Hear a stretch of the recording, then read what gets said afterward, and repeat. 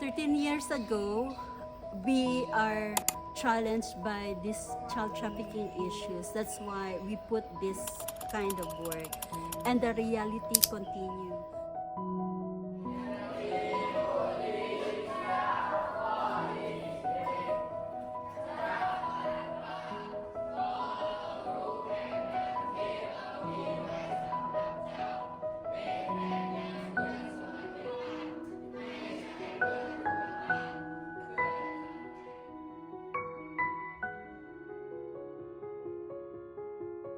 Hi, I'm Apple Garcia. My name is Jeff Garcia. I am a registered nurse back in the Philippines. I graduated my nursing course in 1996. Came to Thailand because I grew up in the city back in the Philippines, and I just want to experience life in the mountain and look for kind of social work.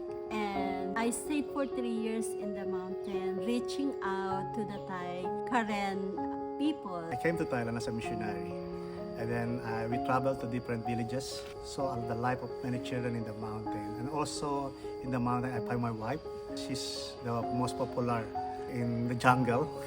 When we become partner, we ask what we're gonna do for these children, what to help them to prevent from any child trafficking issue in the mountain. And since both of us have the heart for the children, we decided to look for a place where we could start our own family with these kids. So one day we are traveling, going to the mountain. We found an abandoned place that used to be an old snooker house. We saw potential.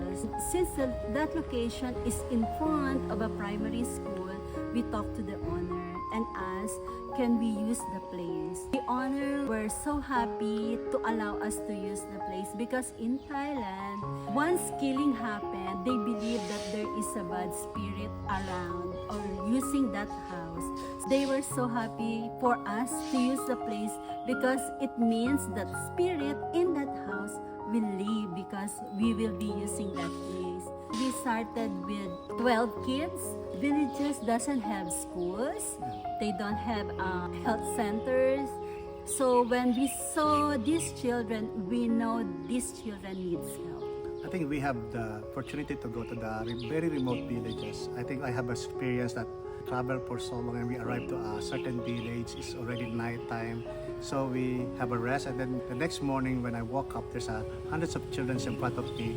All of them, they want to go to school, but we just only get 3 children in each village. That's the hardest thing. When we live, they are all crying. But because we want many villages to be represented in our work, so that's why we get maximum 3 children from the village. When children arrive to us, we send them to school, we give them shelter, we feed them, we provide for everything while being with us. The reality of trafficking issues are real.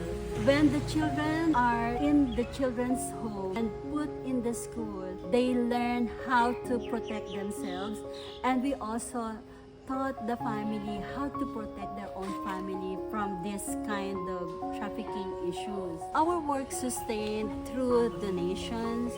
The number of children that we take in is based on the amount of donations that we receive. So we need to stand by those applicants who needs to be in school as well. We don't have enough provision for them to be accepted. Because once the children is staying with us, we need to pay for the food, we need to pay for the staff, for our people that take care of these children. We need to pay for the utilities and gasoline or transport. These things that we need to sustain the children needs finances, and the finances will dictate us how many children will be accepted in the home. There are so many children still up there waiting to be rescued, waiting to be put in school, waiting for help. So I would like to challenge you to join us in this effort of minimizing the child trafficking issues and putting them to school so that they could have a better future. We have a lot of success stories coming from our children. I have some who became teachers. I have some who became tourist guides, a nurse.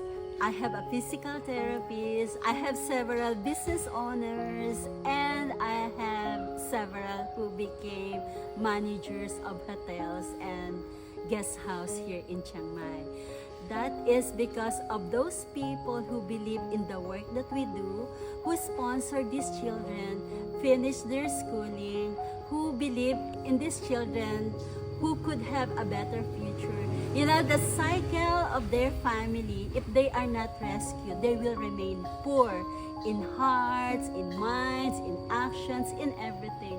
But being in the home and helping them to think far, think big, these children get out from the cycle of poverty, and that would help their own family back in remote villages to have a better life and a beautiful family in the future.